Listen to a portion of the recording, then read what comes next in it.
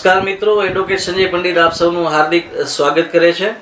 મિત્રો, હું આપ સૌનો ખૂબ જ આભારી છું, કારણ કે મારા અગાઉના વિડીયોને આપ ખૂબ જ એપ્રિશિએટ કરી રહ્યા છો। મારી યુટ્યુબ ચેનલ એડવોકેટ સંજય પંડિતને ખૂબ જ પ્રેમ આપી રહ્યા છો મિત્રો, અને આવો જ પ્રેમ ભવિષ્યમાં પણ આપનો મળતો રહેશે એવી હું આશા રાખું છું મિત્રો, આપણા વિડીયોનો આજનો વિષય છે કે જે આપણા દેશમાં ઘણી વખત જેને કહેવાય કે એટ્રોસિટીના જે કેસો કરવામાં આવતા હોય છે, એમાં ઘણી વખત એવું જોવા મળતું હોય છે કે આ કાયદાનો દુરુપયોગ પણ ઘણો થતો હોય છે।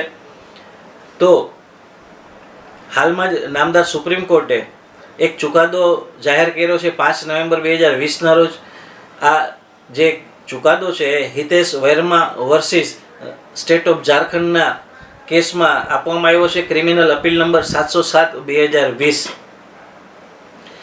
આ ચુકાદામાં એટ્રોસિટી ક્યારે લાગુ પડે છે એની સ્પષ્ટ જેને કહેવાય કે એક ડાયરેક્શન અથવા તો ગાઈડલાઈન નામદાર સુપ્રીમ કોર્ટે આપી છે કે ક્યારે અને કેવા કિસ્સામાં એટ્રોસિટીનો કેસ છે અથવા તો એટ્રોસિટીની જે કલમો છે એ લાગુ પાડવી જોઈએ।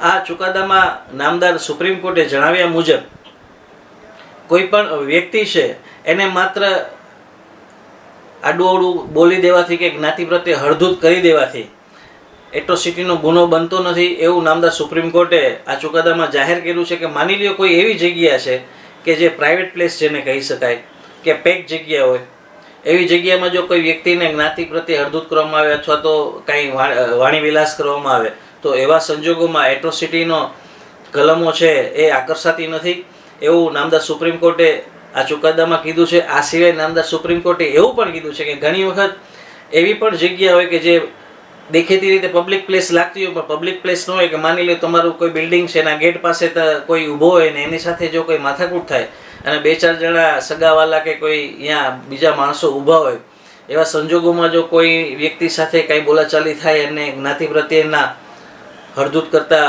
વાક્યો કે શબ્દો કહેવામાં આવે તો એવા સંજોગોમાં પણ એટ્રોસિટીની કલમ છે એ લગાડી શકાતી નથી આવું નામદાર સુપ્રીમ કોર્ટે આ ચુકાદામાં જણાવ્યું છે મિત્રો। અને ઘણા બધા એટ્રોસિટીને લગતા ચુકાદાનો એમાં રેફરન્સ પણ ટાંકવામાં આવ્યો છે મિત્રો।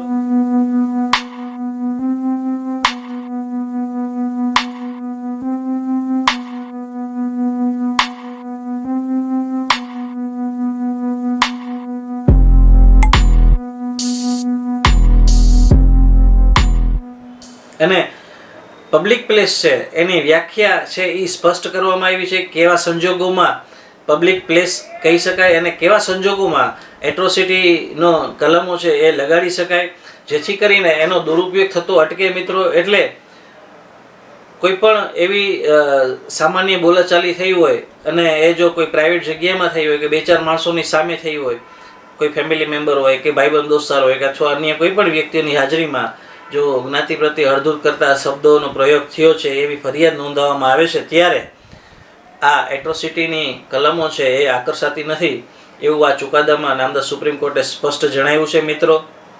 હું આશા રાખું છું કે હવે આ પ્રકારનો ભોગ બનનાર વ્યક્તિઓ છે એને આ ચુકાદાથી ઘણી બધી રાહત થશે મિત્રો।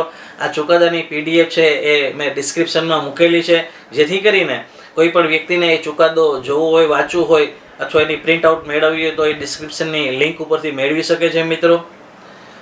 હું આશા રાખું છું કે આ વિડીયો છે એ આપને પસંદ આવ્યો હશે, આપના કાનૂની જ્ઞાનમાં વધારો કરશે મિત્રો।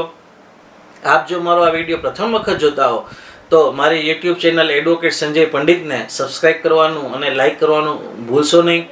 ફરી પાછો નજીકના ભવિષ્યમાં નવા કોઈ વિડીયો કે નવા લીગલ ઇસ્યુ સાથે આપની સમક્ષ રજૂ થઈશ।